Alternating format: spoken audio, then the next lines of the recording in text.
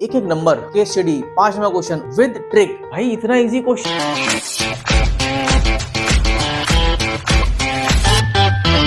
बच्चों इस वीडियो में आपको कराने जा रहा हूँ PYQs 2025 के एक एक नंबर हमारे लिए बहुत इंपॉर्टेंट होता है। ये आप लोगों को पता है, एक एक नंबर से आप टॉप करते हैं और एक नंबर से आप पास भी होते हैं। तो चलिए आइए स्टार्ट करते हैं विद ट्रिक, क्योंकि अगर मैं आपको ट्रिक बताऊंगा तो आपका टाइम सेव होगा, और आपका टाइम सेव होगा तो आप जो आगे के क्वेश्चन है बड़े नंबर वाले, केस स्टडी 5वां क्वेश्चन, उसमें अपना टाइम यूटिलाइज कर पाओगे। आइए स्टार्ट करते हैं। पहला क्वेश्चन ये रहा बच्चों, फर्स्ट क्वेश्चन। ध्यान से देखना, कितना आसान क्वेश्चन दे रखा है। आपको एक मैट्रिक्स दे दी और उसने पूछ लिया ए इनवर्स क्या होगा। आप लोगों को पता है इनवर्स का फॉर्मूला होता है adjoint A upon determinant A. कोई जरूरत नहीं निकालने की, अगर आप निकालोगे टाइम वेस्ट होगा। यहाँ पर ध्यान से देखो, हमें दे रखी है डायगोनल मैट्रिक्स, और डायगोनल मैट्रिक्स की क्या ट्रिक होती है।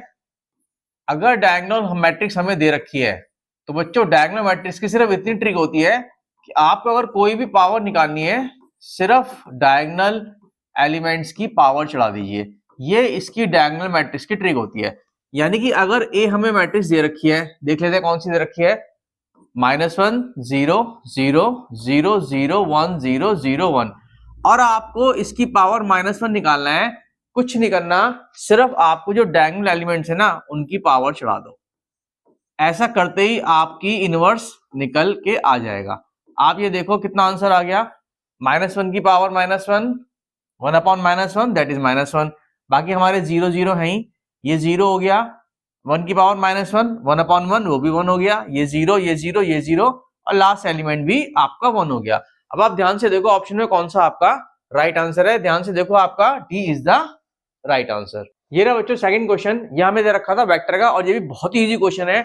अब ध्यान से देखो, वी हैव टू वेक्टर्स। एक वेक्टर आपको दे रखा है 3 2 -1, एक वेक्टर आपको दे रखा है 1 -1 और 1। उसने आपसे पूछा है इनमें से पैरेलल है, परपेंडिकुलर है, या किसी का मॉड बड़ा है, या दोनों के मॉड इक्वल है। It is very easy question.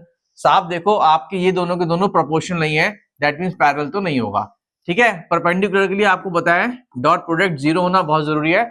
इनका डॉट प्रोडक्ट करके देख लो। 3 × 1 3 हो गया, प्लस 2 × -1 -2 हो गया, प्लस -1 × 1 ये आपका -1 हो गया। अगर आप ध्यान से देखोगे 0 आ रहा है, that means A vector perpendicular to B vector. ये मेरा आंसर हो गया। थर्ड क्वेश्चन ये रहा बच्चों, थर्ड क्वेश्चन। थर्ड क्वेश्चन में आपको सिर्फ इतना करना है, आपको लिमिट चेक करनी है, -1 से 1 तक है।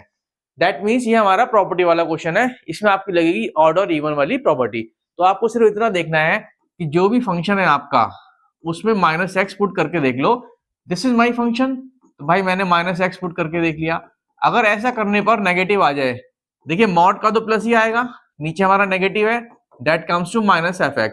अगर आप -x पुट करते हैं और -fx आ जाए तो वो हमारा होता है बच्चों ऑड फंक्शन, और ऑड फंक्शन होते ही हमारा इंटीग्रेशन का आंसर क्या आता है, इंटीग्रेशन का आंसर हो जाता है 0। D is the right option. Next question में चलते हैं। Question number 4। देखिए क्वेश्चन नंबर 4 क्या आपका, ये रहा बच्चों बोर्ड पे 4th question. Again this question is very important. आपको सिर्फ इतना बताना था कि कौन सा होमोजेनियस फंक्शन नहीं है। आप लोगों ने डिफरेंशियल इक्वेशन पढ़ा है कि होमोजेनियस फंक्शंस कौन से होते हैं, जिसमें हर टर्म की डिग्री सेम होती है।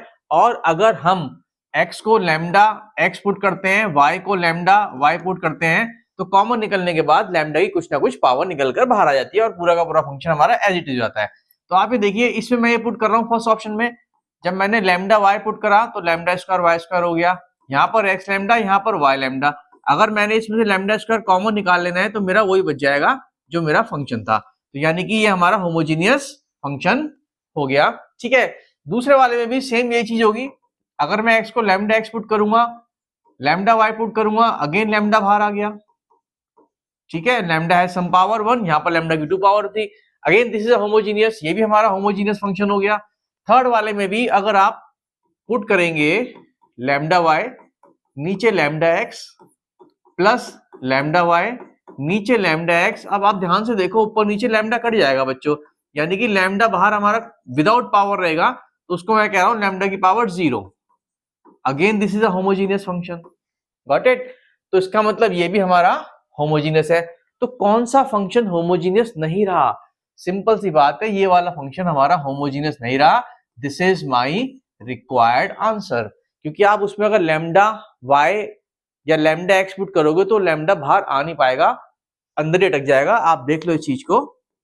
आप ये देखिए, लैम्डा x पुट करा, ठीक है, प्लस है माइनस है, माइनस सेक के अंदर लैम्डा वाई पुट करा, लैम्डा कांस्टेंट बाहर ही नहीं आ रहा, कहां लेकर जाऊं, तो my answer is D option. Next question, ये रहा बच्चों क्वेश्चन नंबर 5। ये भी आपका बहुत इजी क्वेश्चन है, बस आपको कंसेप्ट पता होना चाहिए। उसने आपको एक फंक्शन दे रखा है, फंक्शन है आपका मॉड एक्स और x माइनस 1 का मॉड, इनका सम दे रखा है और आपसे पूछा है कंटिन्यूअस और डिफरेंशिएबल। भाई सीधी सी बात है, जो मॉड x होता है ना वो हर जगह कंटिन्यूअस होता है, तो पहली बात तो जितने भी नॉट कंटिन्यूअस वाले हैं वो तो आपके ऑप्शन कट जाएंगे। तो कौन कौन से कट गए भाई, बी वाला कट गया, ठीक है, और डी वाला कट गया। Now we are left with A and C option.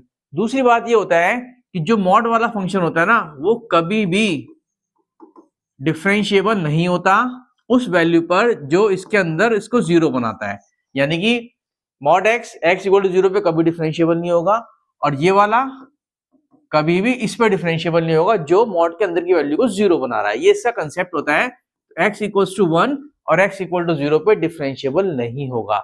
बस आप देख लो कौन सा वाला आंसर है। वो कह रहा है देखो it is continuous but not differentiable at x equal to 0 and 1। This is my required answer. ये रहा बच्चों क्वेश्चन नंबर 6। इसमें वो कह रहा है ए इज अ स्क्वायर मैट्रिक्स। चलो बात ठीक है, स्क्वायर मैट्रिक्स आपको पता है जो ऑर्डर होता है वो 2 का हो गया, स्क्वायर मैट्रिक्स है तो 2 by 2 की मैट्रिक्स हो गई, तो एन आपका आ गया 2। It is very clear of order 2 such that हमें एक चीज दे रखी है कि भाई डिटरमिनेंट हमारा 4 दे रखा है और आपको निकालना है डिटरमिनेंट ऑफ 4 एडजॉइंट ए। ये आपको आंसर निकालना है। देखो सबसे पहली बात इसमें जो फॉर्मूले लगेंगे, सबसे पहला फॉर्मूला तो आपका ये होता है कि अगर हमारे पास कोई भी लैम्डा कांस्टेंट है मैट्रिक्स का डिटरमिनेंट के अंदर, जब भी मैं लैम्डा बाहर निकालूंगा ऑर्डर ऑफ मैट्रिक्स उसकी पावर होगी और वो हमारा बाहर आ जाएगा। तो यानी कि अगर हमें 4 एडजॉइंट ए का डिटरमिनेंट निकालना है और जो 4 बाहर आएगा ना वो ऑर्डर ऑफ मैट्रिक्स उसकी पावर बन जाएगी, यानी कि 4 की पावर कितनी जाएगी 2। अब डिटरमिनेंट ऑफ एडजॉइंट इसका फॉर्मूला आपको पता है, वो ये होता है ए का डिटरमिनेंट उसकी power n-1 where n is the order of matrix. और बच्चों ऑर्डर ऑफ मैट्रिक्स क्या है हमारा, ऑर्डर ऑफ मैट्रिक्स दे रखा है 2 में से 1 गया यानी कि सिर्फ डिटरमिनेंट बच गया और डिटरमिनेंट आपको गिवन दे रखा है, कितना दे रखा है आपको 4, तो माय आंसर इज 64। यानी कि इसमें सिर्फ आपके 2 फॉर्मूले लगने थे, एक तो आपको याद होना चाहिए कि भाई जब कांस्टेंट बाहर निकालते हैं, और दूसरा आपको एडजॉइंट ए का फॉर्मूला ध्यान होना चाहिए। अब क्वेश्चन खत्म। It is very easy question, B is the required answer. Question number 7। Question number 7 बच्चों आया था प्रोबेबिलिटी में से, एक बहुत ही चैप्टर है, उसने दे रखा है E and F are 2 independent events such that probability E दे रखी है, प्रोबेबिलिटी एफ दे रखी है, और आपको पूछा गया है पी इंटरसेक्शन एफ कॉम्प्लीमेंट एक कंडीशनल प्रोबेबिलिटी। सबसे पहले आपको पता होना चाहिए कंडीशनल प्रोबेबिलिटी का फॉर्मूला। वो बच्चों ये होता है a/b इक्वल्स टू दोनों का इंटरसेक्शन और नीचे आएगा आपका जिसके रेस्पेक्ट में कंडीशनल प्रोबेबिलिटी पूछी गई है, यानी कि कितना हो जाएगा ये p e intersection f complement और नीचे आएगा probability of f complement. This is the formula for conditional probability. अब उसने ये भी बोला हुआ है देयर आर 2 इंडिपेंडेंट इवेंट्स, तो इंडिपेंडेंट इवेंट्स की प्रोबेबिलिटी होती है जो इंटरसेक्शन होता है वो दोनों के मल्टीपल के इक्वल हो जाता है, यानी कि यहां पर क्या आ जाएगा pe और pf कॉम्प्लीमेंट का मल्टीप्लीकेशन, नीचे क्या बचेगा, नीचे बचेगा pf कॉम्प्लीमेंट। अब आप ध्यान से देखो ये तो कट गया, तो क्या आंसर आ गया मेरा आंसर आ गया pe, यानी कि प्रोबेबिलिटी ऑफ e वो आपको दे रखी है क्वेश्चन में, तो what is answer 2/3। C is my required answer. Come to the next question. Board पर आ गया क्वेश्चन नंबर 8 और ये आया आपका मैक्सिमम मिनिमम चैप्टर से, जिसमें हर बच्चे की हवा निकल जाती है। बट बेटा मैंने आपको बताया ना एक एक नंबर बहुत इंपॉर्टेंट है, और अब तक आपको समझ भी आ गया होगा कि अगर आप ट्रिक से टाइम सेव करते हुए एमसीक्यूज करोगे तो आपको आगे लिए बहुत ज्यादा टाइम मिलने वाला है। अब आप ये देखो मैक्सिमम का क्वेश्चन था, इतना सा क्वेश्चन है, फंक्शन ही बहुत आसान दे रखा है, आपको सिर्फ पहले डिफरेंशिएट करके क्रिटिकल पॉइंट निकालना है। चलो निकाल देते हैं। जब आप इसका डिफरेंशिएट करोगे 3x² - 3 आ जाएगा। आपको पता है क्रिटिकल पॉइंट के लिए इसको 0 के इक्वल रखते हैं, लो बेटा रख दिया। जब मैं इसको 0 के इक्वल रखूंगा I got 2 values of x + -1।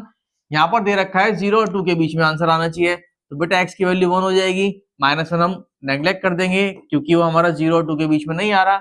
Now we have 3 points. वैसे अगर आप चाहो तो पहले ये देख सकते हो कि इस पे मैक्सिमा आएगा या नहीं आएगा, तो उसके लिए हमने डबल डिफरेंशिएट करा। जब मैं इसका डबल डिफरेंशिएट करूंगा आई गॉट 6x, और जब मैं x की वैल्यू 1 पुट करूंगा तो मेरा आएगा पॉजिटिव, तो इसका मतलब ये पॉइंट हो गया आपका मिनिमा का, तो मैक्सिमा का तो पॉइंट रहा ही नहीं। और उसने आपसे पूछा है एब्सोल्यूट मैक्सिमम वैल्यू, तो सिर्फ हमें इतना करना है, जो इंटरवल के कॉर्नर पॉइंट्स हैं x इक्वल टू 0 और x इक्वल टू 2, इनको फंक्शन में पुट करके देखना है, जिस पे मैक्सिमम वो मैक्सिमम, जिस पे मिनिमम वो मिनिमम। तो चलो देखते हैं, 0 पुट करा, when I put 0 what is f0, ये आपका आ जाएगा 2, when I put 2 what is f2, देख लेते हैं करके, 2 का क्यूब हो गया बेटा 8, फिर -6 प्लस 2, जब सॉल्व करूंगा 4 आया। अब आप मुझे बताओ इन दोनों में से मैक्सिमम वैल्यू किसकी है, ये रही आपकी 4, दिस इज मैक्सिमम वैल्यू, ये मेरा आंसर हो गया, C is the right answer. Next question, आपसे सिर्फ ये पूछ रहा है कि किसका मल्टीप्लीकेशन डिफाइंड है, किसका मल्टीप्लीकेशन डिफाइंड नहीं है। आपको सिर्फ इतना करना है, ऑर्डर चेक करना है। आप मुझे बताओ ये किसका ऑर्डर क्या होगा, इसका ऑर्डर है 3/3, इसका ऑर्डर क्या है, इसका ऑर्डर है 3/1, पहले हम रोज लिखते हैं उसके बाद हम कॉलम लिखते हैं। इसका ऑर्डर क्या है, इसका ऑर्डर है 1/3। चलो चेक करते हैं ए बी डिफाइंड है नहीं। ये बात आपको पता होनी चाहिए कि मल्टीप्लिकेशन कब डिफाइंड होती है, जब पहली वाली मैट्रिक्स के नंबर ऑफ कॉलम और दूसरी वाली मैट्रिक्स के नंबर ऑफ रोज अगर इक्वल है तो प्रोडक्ट डिफाइंड है। तो यानी कि ए बी डिफाइंड है, यस ए बी डिफाइंड है हमारा, दैट मीन्स आंसर ये भी हो सकता है और आंसर आपका डी भी हो सकता है। अब एक और चेक कर लेते हैं, चलिए चेक करते हैं एसी, क्या एसी डिफाइंड है। देखो एसी ए का ऑर्डर हो गया इतना, ध्यान से देखना, सी का ऑर्डर हो गया इतना, क्या ये दोनों इक्वल है, ये दोनों इक्वल नहीं है, इसका मतलब एसी डिफाइंड नहीं है। एसी डिफाइंड नहीं है तो भाई ऑल ये भी डिफाइंड नहीं होगी, तो इसका मतलब आपका ये भी डिफाइंड नहीं होगा, क्योंकि आपका ए भी ऑलरेडी डिफाइंड हो चुका है और आंसर एक ही होगा। तो this is my required answer. Question number 10, this is the question number 10, integration का था, again it is easy question. आप खुद देखो ध्यान से, हमारे को ये इंटीग्रेशन दे रखा था, ठीक है, और नीचे एक्स स्क्वायर है, साफ पता चल रहा है पुटिंग सिस्टम लगेगा, 1/x को टी पुट करना है, क्योंकि 1/x को टी पुट करते ही -1/x स्क्वायर dx हमारा हो जाएगा बच्चों dt के इक्वल। तो मेरा इंटीग्रेशन क्या बन जाएगा, यहां पर देख लेते हैं, मेरा इंटीग्रेशन बन जाएगा 2 की power t dt। It is very easy, it is very easy, बस ये पुट करना था आपको। इसका इंटीग्रेशन क्या होता है, 2 की power t upon log 2 plus c, ये बन जाएगा। अच्छा ये माइनस था, ये माइनस वहां पर नहीं दे रखा था, तो यहां पर बच्चों माइनस और लगा देंगे, गॉट इट। अब आप t की वैल्यू पुट कर दीजिए, लो जी ये हो गया, t की वैल्यू कितनी हो गई 1/x upon log 2 plus c। अब इसको सिर्फ आपको कंपैरिजन करना है जो हमें ये दे रखा है, किससे कंपैरिजन करना है, k 2 की पावर 1/x प्लस c से। आप खुद देखो कंपैरिजन करके, ये हमारे पास है, ये हमारे पास है, c है प्लस c यहां पर है, तो यानी k की वैल्यू कितनी हो गई, k की वैल्यू बच्चे हो गई -1/log 2। ये मेरा आंसर हो गया, a is the required answer. Question number 11 आया था बच्चों वेक्टर में से, थोड़ा टेढ़ा चैप्टर है, कॉमर्स वालों बच्चों को हल्का फुल्का इसमें डर भी लगता है, लेकिन ऐसा कुछ नहीं, बेसिक क्वेश्चन आता है, एनसीईआरटी क्वेश्चन था। क्या कि बिना देख लेते हैं, हमें दे रखा है 3 वेक्टर का सम 0, लो बेटा 3 वेक्टर का सम 0, लेकिन उसने आपसे पूछ लिया कि बी और सी के बीच का एंगल क्या होगा। जब भी इस तरह का क्वेश्चन आता है ना और दो वेक्टर के बीच का एंगल पूछे, तो उनको रोक के बाकी तीसरे वेक्टर को दूसरी तरफ ले जाओ, यानी कि मैंने बी वेक्टर को यहां रोक लिया और सी वेक्टर को रोक लिया और ए वेक्टर को मैं उस तरफ ले गया। अब मैं करूंगा squaring both the side. Squaring करने से क्या होगा, स्क्वायरिंग करने से वेक्टर खत्म हो जाएगा, बी वेक्टर का बी स्क्वायर हो गया, सी वेक्टर का सी स्क्वायर हो गया, यहाँ पर बचेगा 2b.c। बस ये ध्यान रखना, यहाँ पर 2bc नहीं आएगा, b.c बचेगा। तो कितना फॉर्मूला खुलेगा हमारे यहाँ पर, जो b.c का है वो कितना होता है, bc cos थीटा। थीटा मैंने माना b और c के बीच का एंगल जो मुझे निकालना है। a स्क्वायर यहाँ पर आ गया, a स्क्वायर यहाँ पर आ गया। आप ये देखिए सारे वेक्टर खत्म हो गए, अब कुछ नहीं करना, जो दे रखे हैं वो यहाँ पर पुट करो, थीटा आपके हाथ में निकल कर आ जाएगा। तो चलिए कर लेते हैं इसको फटाफट। आप ये देखो b कितना दे रखा है 3, भाई बी स्क्वायर कितना हो गया, लो जी 9 हो गया, सी दे रखा है 4, स्क्वायर कितना हो गया 16 हो गया, बी कितना था 3, सी था 4, लो बेटा बी 3 और सी 4, लो भाई cos थीटा। अच्छा ए भी दे रखा है, यस वेरी गुड, ए दे रखा है √37, स्क्वायर करो कितना आएगा 37। अब यहां से देख लेते हैं आपका cos थीटा कितना आता है। आप ये देखिए 2 3 जा 6 4 जा 24, ये तो cos थीटा हो गया, ठीक है। 37 में से ये आपका 25 यहां से जाके माइनस हो जाएगा, दैट कम्स टू 12। तो cos थीटा कितना आ गया, cos थीटा आपका आ गया 12/24, दैट कम्स टू हाफ। आपको पता है हाफ कब होता है, 60 डिग्री पे होता है π/3, ये मेरा आंसर आ गया। C is the required answer. Basic question था एनसीईआरटी का। चलिए क्वेश्चन नंबर 12, ये रहा बच्चों क्वेश्चन नंबर 12। ये इसमें आपको निकालना है integrating factor of differential equation. बड़ा इजी क्वेश्चन है ये भी, मैं आपको बार बार कह रहा हूँ सारे क्वेश्चन इजी है, क्योंकि वाकई में सारे क्वेश्चन इजी थे। बट आपका दो फॉर्म होती है linear differential equation of first order की। एक तो बच्चों ये होती है dy by dx plus py equals to q। एक फॉर्म होती है आपकी उल्टी form dx by dy plus px equal to q। तो आपका जो क्वेश्चन दे रखा था ना वो इस फॉर्म का था, क्योंकि जब आप पहले वाली फॉर्म में चेंज करोगे तो वहां से आपका चेंज हो नहीं पाएगा, इंटीग्रेशन फैक्टर निकल कर नहीं आ पाएगा। तो सबसे पहले तो मैं इसको चेंज कर रहा हूं। मैंने क्या करा, dx बाई dy निकाल लिया, क्रॉस मल्टीप्लाई करा, x को तो dx को तो ले गया, dy को नीचे ले आया, तो मेरा आ जाएगा यहाँ पर x plus 2y cube upon 2y। अब आप ध्यान से देखो, ये हो गया आपका x अपॉन 2y प्लस 2 से 2 कट गया, यहाँ पर बच गया y स्क्वायर। तो मेरी जो फॉर्म निकल आई, this is my form, x upon 2y equals to y square. ये मेरी फॉर्म निकल आई, और ये वाली फॉर्म आपकी ये वाली फॉर्म के बिल्कुल इक्वल है। अब आप इसे कंपैरिजन करो, जब आप इसे कंपेयर करोगे तो बेटा p निकल आएगा आपका 1 अपॉन 2y। तो इंटीग्रेशन फैक्टर का आपको फॉर्मूला पता है, वो होता है e की पावर इंटीग्रेशन p dy। क्योंकि हमें y में लेना है तो p dy, सिर्फ आपको p यहां रखना है, इंटीग्रेशन करना है, आपका आंसर निकल कर आ जाएगा। तो माइनस हाफ तो मैं कॉमन निकाल लूं हाथ की हाथ, 1 अपॉन y dy बचेगा। तो बेटा ये कितना हो जाएगा, ये हो जाएगा आपका log y। अब आपको इसको ऐसे लिखना है e की पावर log y, और log y की जो पावर है वो हो जाएगी माइनस हाफ। फॉर्मूला आपको पता है, एक्सपोनेंशियल में लॉग में कुछ भी हो वो ही आंसर होता है, यानी कि आंसर क्या हो गया, y की पावर माइनस हाफ, और ये हो जाएगा 1 अपॉन रूट y। ये मेरा आंसर हो गया। तो 1 अपॉन रूट y दे रखा है b। Next question, question number 13। आप ये देखो, इसमें उसने दे रखी है कि एक स्केलर मैट्रिक है। पहली बात तो स्केलर मैट्रिक्स कौन सी होती है बेटा, स्केलर मैट्रिक्स वो होती है सारे के सारे डायगोनल एलिमेंट सेम होने चाहिए, और बाकी सारे के सारे एलिमेंट जीरो होने चाहिए, और स्क्वायर मैट्रिक्स होनी चाहिए। ये हमारी स्केलर मैट्रिक्स होती है।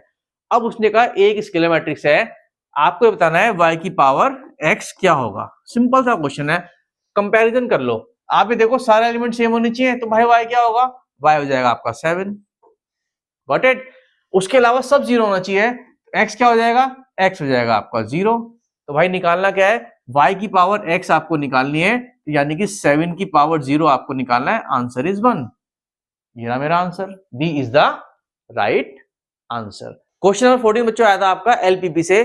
इसमें से एक ना एक क्वेश्चन हर साल जरूर आता है, और आपको ग्राफ तो बनाना नहीं, एक नंबर का क्वेश्चन है, सब कुछ दे रखा है क्वेश्चन में ही। अब आप ध्यान से देखो, उसने कॉर्नर पॉइंट्स आपको दे दिए, ठीक है। ऑब्जेक्टिव फंक्शन ये था, उसने कहा कि भाई हमारा जो कांस्टेंट से उससे हमारा जो भी ग्राफ बना उससे कॉर्नर पॉइंट निकल कर आ गए हमारे हाथ में है, यानी कि उसने सारा काम ही खत्म कर दिया।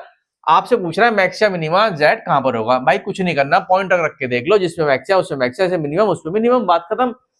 रखते हैं चलो पॉइंट एट 272। एट 272 जब मैंने इसको रखा, 18 दुनिया आया 36, ठीक है, और 72 को करो आप 9 से multiply, that comes to 9 to the 18, 1 carry में चला गया 64। तो ये आपका आंसर आ जाएगा 4 या 1 कैरी में 864। ये तो आपका z निकल आया इस पॉइंट पे। चलिए दूसरे पे रख के देख लेते हैं। एट 1520, जब मैं 1520 पुट करूंगा तो z निकल कर आएगा 18 into 15 plus 9 into 20, that comes to, ये आपका आ जाएगा 180 और 90 270, और ये आपका आ जाएगा 180, तो दैट कम्स टू 450। एक आपका पॉइंट बच्चों ये आ गया। फिर मैंने एक और पॉइंट पुट करके देखा, जो हमारा लास्ट था 40 और 15, इसको पुट करके देख लीजिएगा।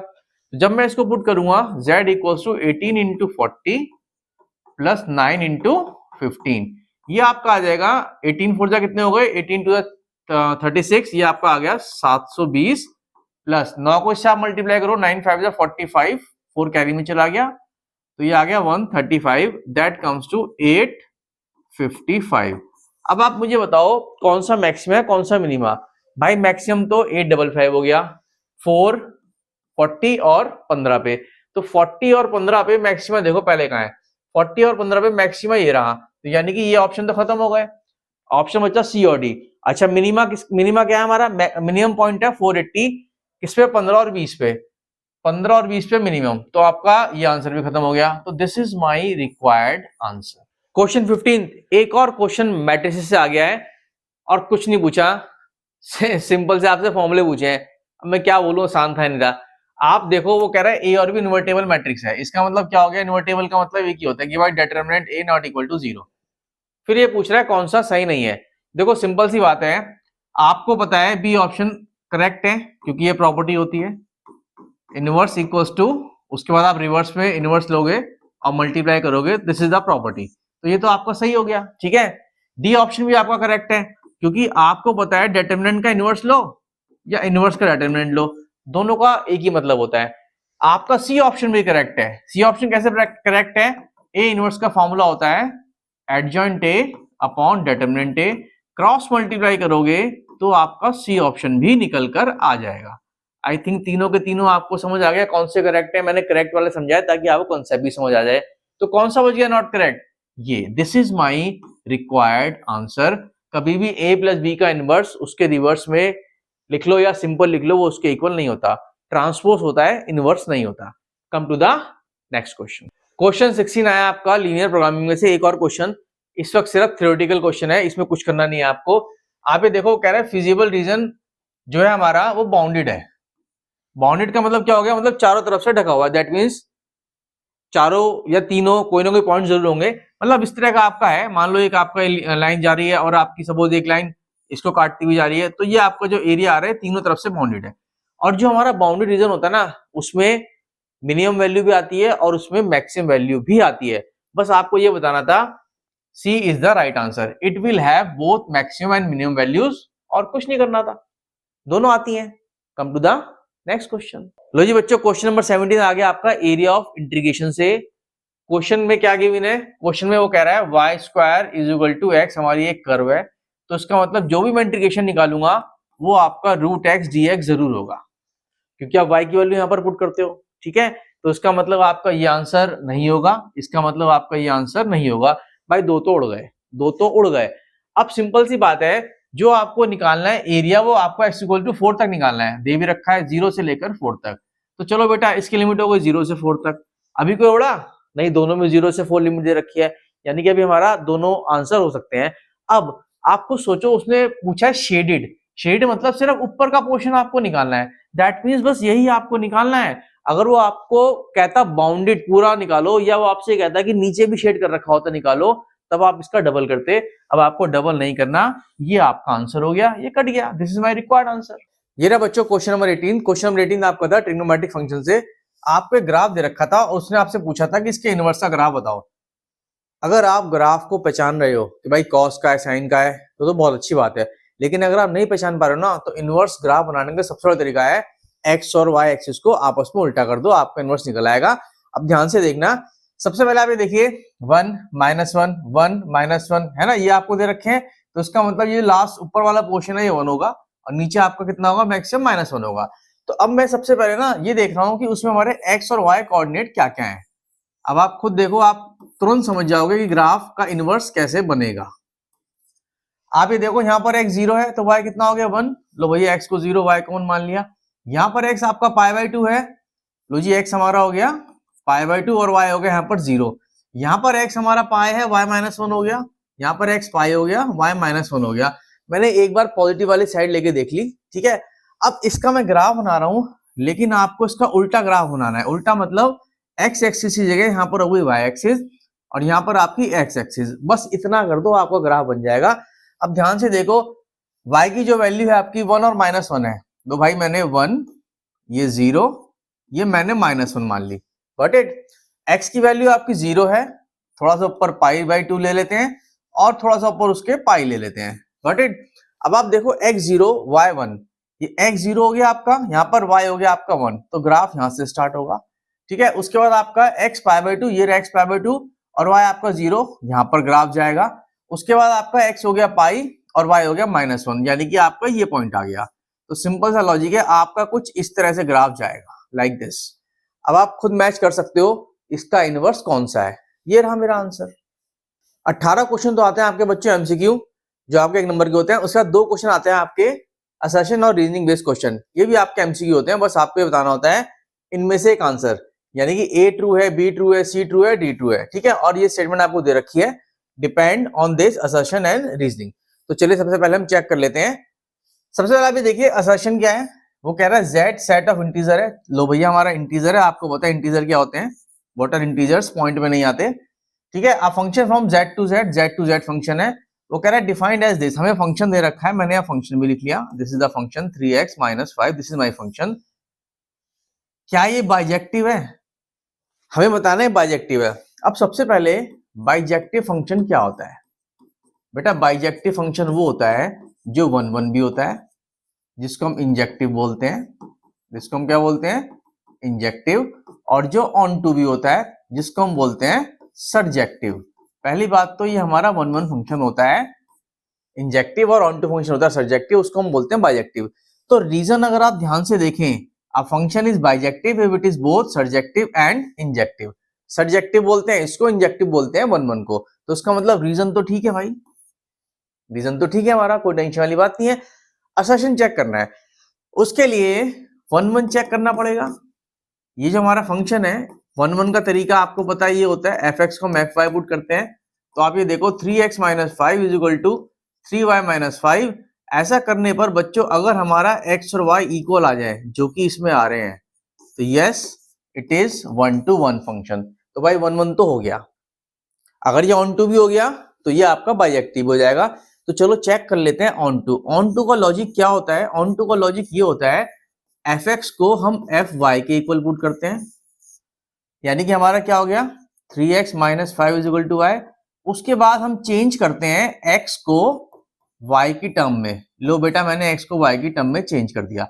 अब इसके बाद क्या करेंगे हम लोग, इसके बाद हमें ये देखना है कि क्या हर y के लिए x हमारे पास है या नहीं है। देखो साफ दिख रहा है, अगर बच्चों में y को पुट करता हूं 2, तो x कितना निकल आएगा, x निकल आएगा हमारा 5 + 2/3 यानी कि 7/3, जो कि हमारा इंटीजर नहीं है। तो इसका मतलब हर y के लिए, हर इंटीजर के लिए x का इंटीजर होना बहुत जरूरी है, क्योंकि फंक्शन कहां से कहां तक है हमारा, फंक्शन हमारा इंटीजर से इंटीजर तक है।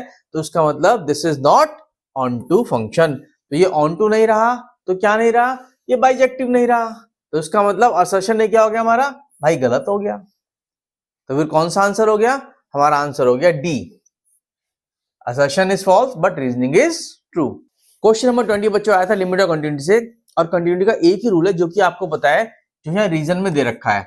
अगर फंक्शन हमारा कंटिन्यूअस है तो limit x tends to a negative, जो कि हमारी लेफ्ट हैंड लिमिट होती है, limit x tends to a positive, जो कि हमारी राइट हैंड लिमिट होती है। अगर ये हमारी ओरिजिनल लिमिट जो वैल्यू पुट करने पर आती है, ये तीनों अगर हमारी इक्वल हैं तो फंक्शन कंटिन्यूअस हो जाता है, यानी कि रीजन तो हमारा सही है।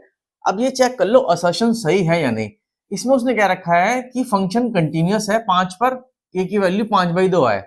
देखो सिंपल सी बात है, आप फंक्शन में ही देखो, जो हमारी लेफ्ट हैंड लिमिट है और जो राइट हैंड लिमिट है और जो ओरिजिनल लिमिट है वो कौन कौन सी है। देखो इक्वल टू वाली ओरिजिनल होगी, x की वैल्यू 5 यहां डाल दो, तो ये तो आ गई आपकी ओरिजिनल लिमिट, जो कि हमारी आ गई 7। Got it. अच्छा नीचे वाली जो है आपकी x > 5 है, दैट मीन्स राइट लिमिट है। मैं क्या करूंगा इसमें, राइट वाली लिमिट सॉल्व कर रहा हूं आपके सामने, limit x tends to 5 + 2k।